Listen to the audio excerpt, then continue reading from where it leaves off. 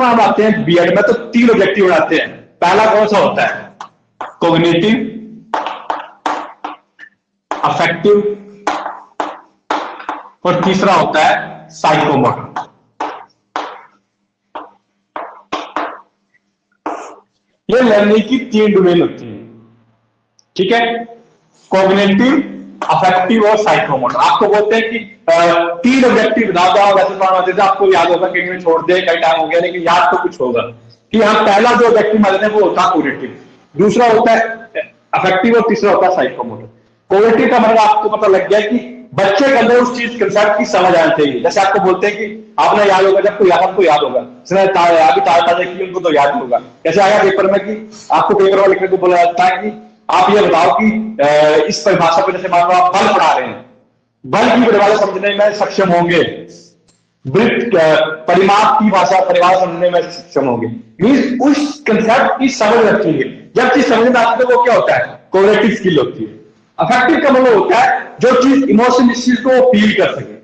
जैसे आप पढ़ा रहे हैं तो आप बोलेंगे कि ये क्या है, उसको फील कराना है कि वो चीज फीलिंग में कहा है। जैसे मान लो आपको न्यूटन के लॉ पढ़ा रहे हैं तो आप वहां पर आपको डाल सकते हैं इफेक्टिव और अफेक्टिव में डाल सकते हैं कि आप डिफरेंस कर दो। डिफरेंस में क्या है? कंसेप्ट तो उसको पता है, लेकिन उस कंसेप्ट को फील कराना है।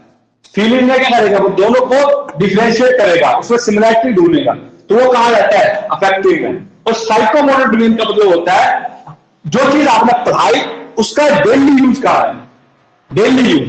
जैसे आपको मान लो आपने बच्चों को पढ़ा दिया न्यूटन के लॉ, ठीक है, तो वो न्यूटन के लॉ पढ़ क्यों रहे? हमें जरूरत क्या है उस चीज की? दैट इज साइकोमोटर डोमेन, ठीक है। कॉग्निटिव का मतलब बच्चा का समझ क्या है।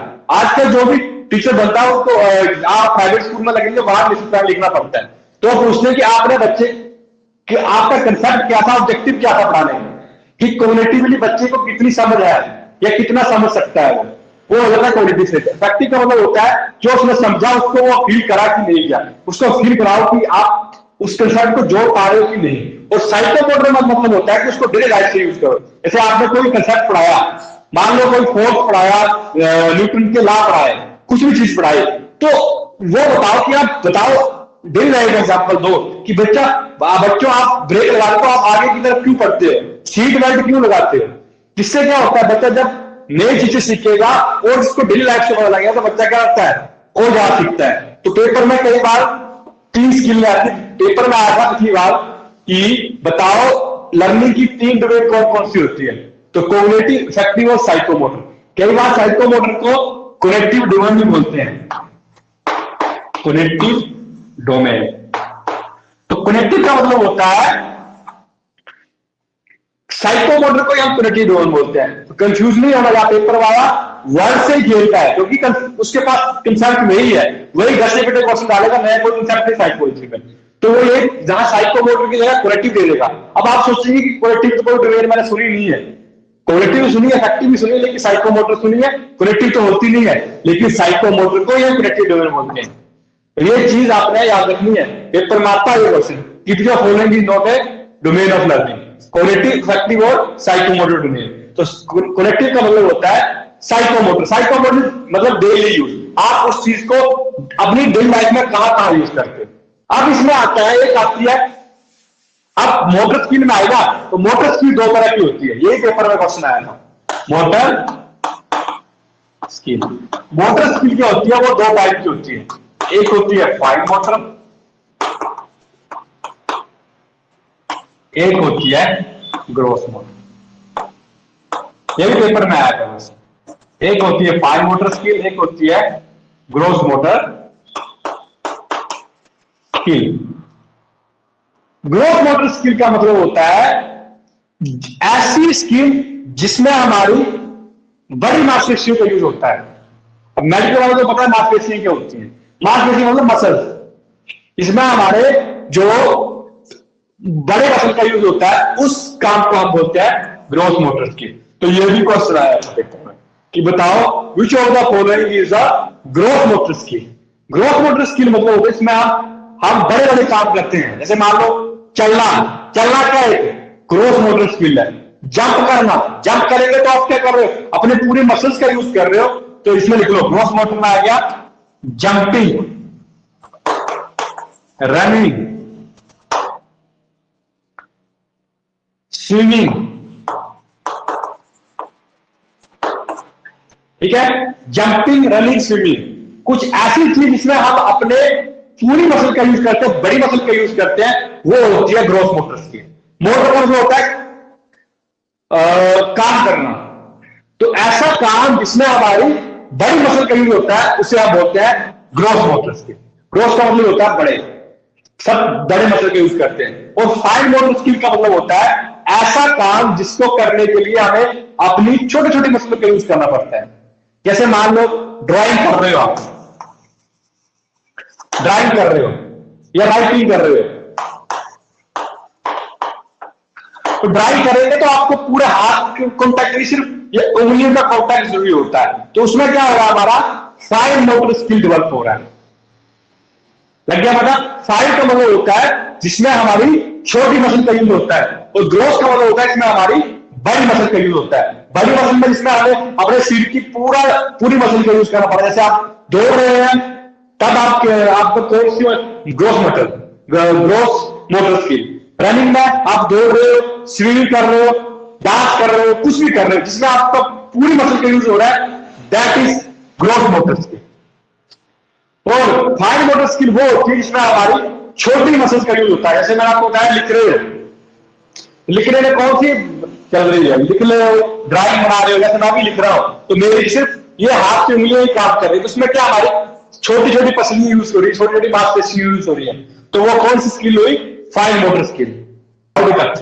अब मोस्ट इंपॉर्टेंट जो आपको सी टैट रहेगी, सी टैट का सिलेबस यहीं से स्टार्ट होता है, जहां से यहां से क्वेश्चन 100% 2 क्वेश्चन सी टैट में आते हैं। वहां सी टैट के सिलेबस में लिखा होता है स्पेशली कि ग्रोथ एंड डेवलपमेंट में प्रिंसिपल ऑफ डेवलपमेंट। अब लिखो principal of growth and development, ऐसे लिखते हैं। ऐसे होते हैं डेवलपमेंट के प्रिंसिपल हैं, डेवलपमेंट लिखती जाकर, पर लिख लो क्यों, ग्रोथ जो होता है वो डेवलपमेंट का पार्ट ही होता है। अब बताओ, पहले कुछ भी चीज समझनी हो तो उसको एक वर्ड से समझो। पहले समझो कि प्रिंसिपल का मतलब क्या होता है। प्रिंसिपल का मतलब होता है कि एक हमारा एक रूल बन जाता है, जिस रूल पे आप चले। जैसे आप कईयों का हर इंसान के जीने का तरीका अलग अलग होता है, कि इंसान के अपने रूल एंड रेगुलेशन होते हैं कि ये चीज मैं करूंगा, ये चीज मैं नहीं करूंगा, ये मैं नहीं करूंगी। ये चीजें क्या होती है, प्रिंसिपल हमारे अवधारणा होती है कि हम ये चीज नहीं करेंगे, ये हमारे लिए सही नहीं, ये चीज हमारे लिए गलत नहीं। वैसे ही ग्रोथ और डेवलपमेंट के भी कुछ सिद्धांत होते हैं कि ग्रोथ होती कैसे है। आपने पढ़ा होगा जब हमारा पहला सेमेस्टर था तो वहां ग्रोथ एंड डेवलपमेंट चैप्टर भी था पहले सेमेस्टर में, तो वहां पर डिफरेंस भी आता था, कई बार 100 नंबर में आता था principal of growth and development. ठीक है, तो हम पहले जो मोस्ट हर का पेपर में आता है पहले वो लिखेंगे। सबसे पहला प्रिंसिपल होता है, लिखो, सेफेलोपोडल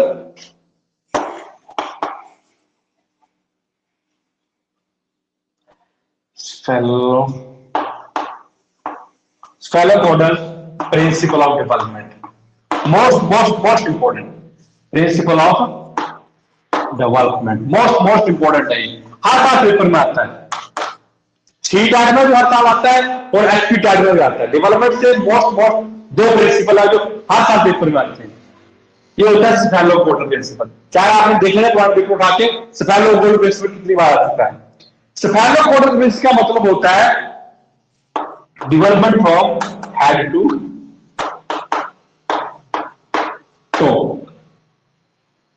कि हमारा जो डेवलपमेंट होती है तो हमारा पहले सिर से लेके क्या होती है, पैर के अंगूठे तक। लिख लो, सिर से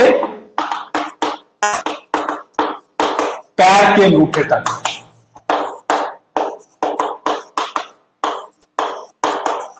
तो पेपर में क्वेश्चन आता है according to cephalopodal principle of development, हमारी डेवलपमेंट कहां से होती है, head to toe, toe to head, centre to outside, outside to centre. 4 option होते हैं, यही ऑप्शन होते हैं, हर साल यही होते हैं। और ये क्वेश्चन बड़ी बार पेपर में आता है। कि दूसरा होता है, दूसरा भी मोस्ट इंपोर्टेंट है। ये 2 प्रिंसिपल है जो मोस्टली पूछे जाते हैं बड़ी बार। दूसरा है प्रोक्सिमल डिजिटल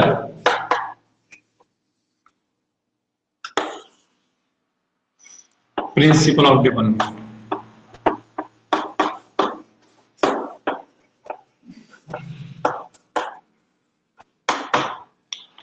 टू आउटसाइड। यहां लिखो फॉर एग्जाम्पल। ये बोला केंद्र से क्या होती है, बाहर की तरफ को होती है। लिख लो एग्रीमेंट, केंद्र से, क्योंकि कई आर्ट्स वाले भी हैं, केंद्र से बाहर की ओर।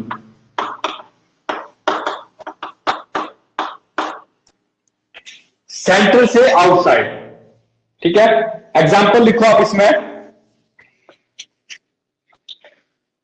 Spine cord to heart. अब मेडिकल वालों को पता होता है कि स्पाइन कोड क्या होती है। Spine cord to heart. सबसे पहले क्या होता है, सबसे पहले स्पाइन बनती है, मतलब वो हमारा रीढ़ की हड्डी बनती है। इसके बाद क्या बनता है, हार्ट। ठीक है, तो सबसे पहले क्या बनता है, स्पाइनल कॉर्ड बनती है। स्पाइनल कॉर्ड मतलब होता है रीढ़ की हड्डी। ठीक है, आप वाला समझे, स्पाइनल कॉर्ड का मतलब होता है रीढ़ की हड्डी, रीढ़ की हड्डी। ये नहीं होता ना मेडिकल वालों को। ठीक है, रीढ़ की हड्डी पहले बनती है, दिल बाद में बनता है। ठीक है, centre to outside. Principle of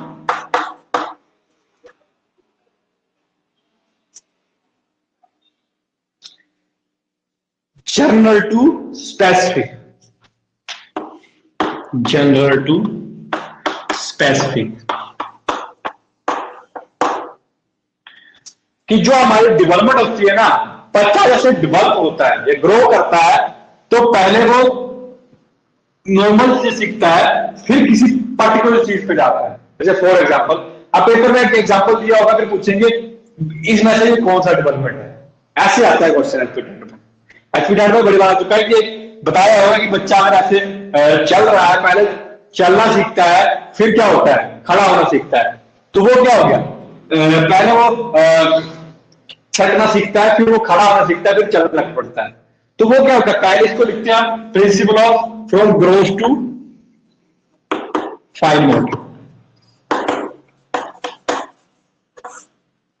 ठीक है, इसी को हम बोलते हैं principle of growth to fine motor. कि सबसे पहले क्या होता है, ग्रोथ मोटर स्किल आती है। पहले बच्चा खड़ा होना और चलना सीखता है।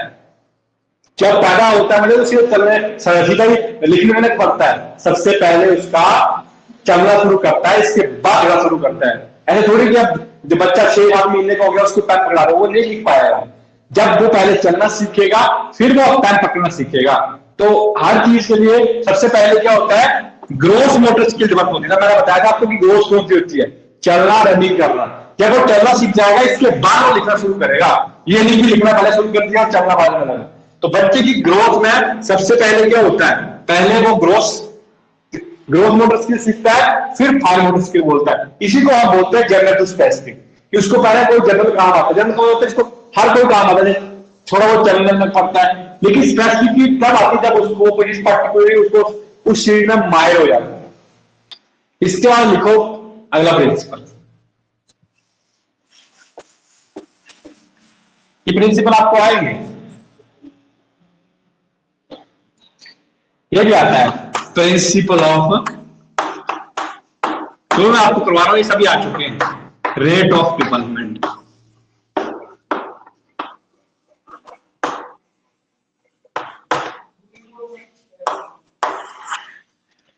रेट का मतलब हो गया कि दर, आपने पढ़ा होगा दर, जिसने मैथ पढ़ा उसको पढ़ा। दर का मतलब होता है कि कोई इंसान की डेवलपमेंट, तो डेवलपमेंट का स्पेसिफिक पैटर्न होता है। डेवलपमेंट जो होती है वो स्पेसिफिक होती है। कि जैसे मान लो डेवलपमेंट का मतलब हो रहा है, जैसे अब बच्चा डेवलप होगा ना, छोटा बच्चा डेवलप होगा।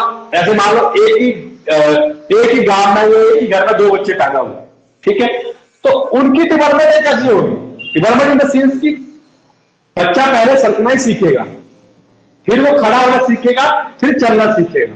मतलब हर चीज क्या होती है, बच्चा बोलना सीखेगा। तो कई बच्चे जो होते हैं वो लेट बोलते हैं, कई जल्दी बोलना शुरू कर देते हैं। कई बच्चे जो होते हैं वो 7-9 महीने में चलना पड़ते हैं, कई बच्चे जो होते हैं वो 1 साल में, 1.5 साल में चलना शुरू करते हैं। चलेगा वो भी, लेकिन अलग अलग टाइम पे चलता है। रेट का मतलब होता है जैसे मान लो टाइम। तो पेपर में क्वेश्चन आएगा कि एक बच्चा जो है वो 10 महीने में चला शुरू कर देता है, दूसरा बच्चा जो है वो 1.5 साल या 2 साल के बाद चला शुरू करता है। तो बताओ वो कौन सा डिपार्टमेंट का प्रिंसिपल होगा? वो कौन सा हुआ? रेट। रेट का मतलब होगा कि कितने टाइम में बच्चा कितना सीख जाता है।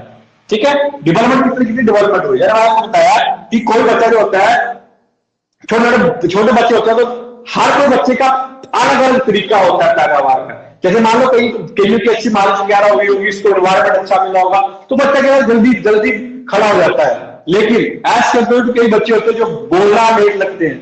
ठीक है, आपने देखो कि अपने गांव में या अपने घर में, अपने रिलेशन में कई बच्चे जो वो लेट बोलते हैं। बोलेंगे वो भी, लेकिन अलग अलग टाइम पे बोलेंगे। कर का मतलब होता है रेट, मतलब कि अलग अलग टाइम पे वो करेंगे तो देना शो, लेकिन उनका टाइम टेबल अलग होगा। कोई जल्दी बोल देगा, कोई लेट बोलेगा। कई बच्चे चलना जल्दी शुरू कर देते हैं, कई लेट करते हैं। चलेंगे सभी, ये नहीं है कि बच्चे का पैटर्न वही होता है, लेकिन रेट ऑफ डेवलपमेंट जो होता है वो अलग अलग होता है। पैटर्न जो होता है वो सेम होता है। इसी में आ जाता है यहां पर प्रिंसिपल ऑफ स्पेसिफिक डेवलपमेंट।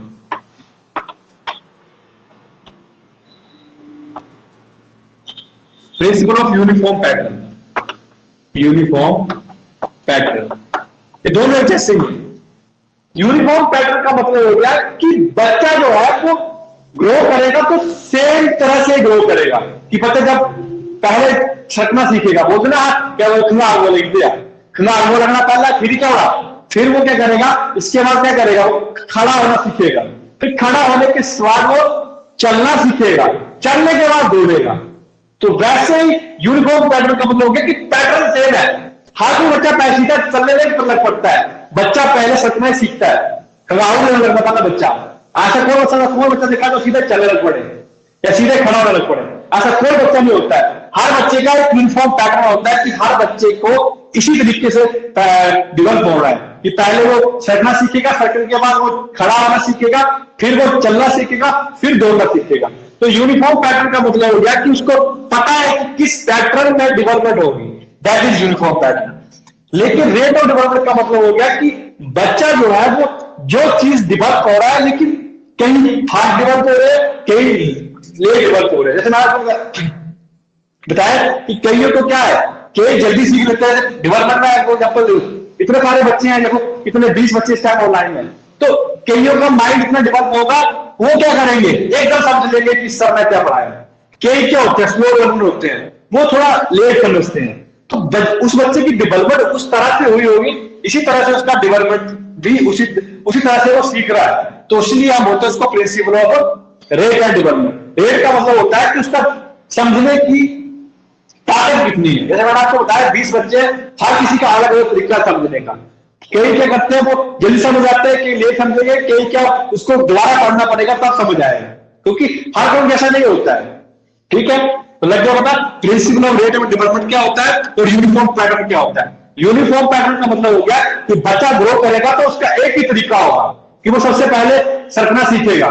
ठीक है, सरकना सीखने के बाद क्या होगा, वो खड़ा होना सीखेगा, खड़ा होने के बाद वो चलना सीखेगा, चलने के बाद दौड़ना सीखेगा। ठीक है, और रेट ऑफ, मैंने आपको बता दिया, रेट का मतलब होता है कि कोई बच्चा जो जल्दी ग्रास्प कर लेता है, कई क्या होता है लेट ग्रास्प करते हैं। जैसे मैंने आपको बताया कई बच्चे जो होते हैं वो लेट बोलना शुरू करते हैं। आपने देखे होगा अपने गांव में बच्चे जो, कई बच्चे जो 4 साल तक नहीं बोलते, वो एकदम लग पड़ते हैं बोलने। तो वो उसकी डेवलपमेंट का फर्क हो सकता है कि उसकी डेवलपमेंट कैसे हुई। वो डेवलपमेंट मैंने आपको बताया कि क्या कई कारण होते हैं कि डेवलपमेंट कहां होती है, क्या कारण है, मैंने आपको बता दिए। फिर होता है principle of continuous development.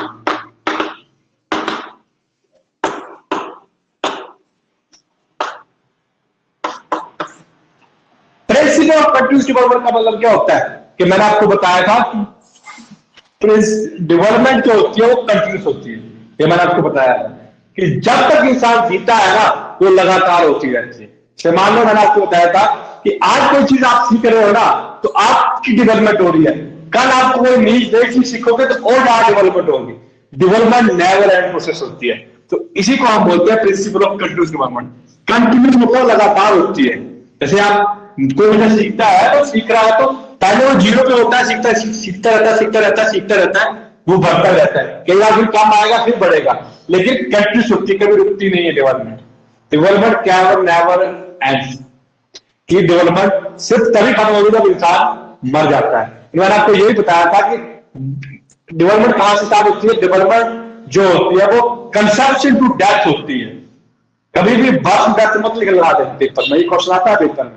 Learning होती है बर्थ टू डेथ, लेकिन जो डेवलपमेंट होती है वो कंसेप्शन टू डेथ होती है। इस बारे में आपने कंफ्यूजन नहीं रखना है, ठीक है।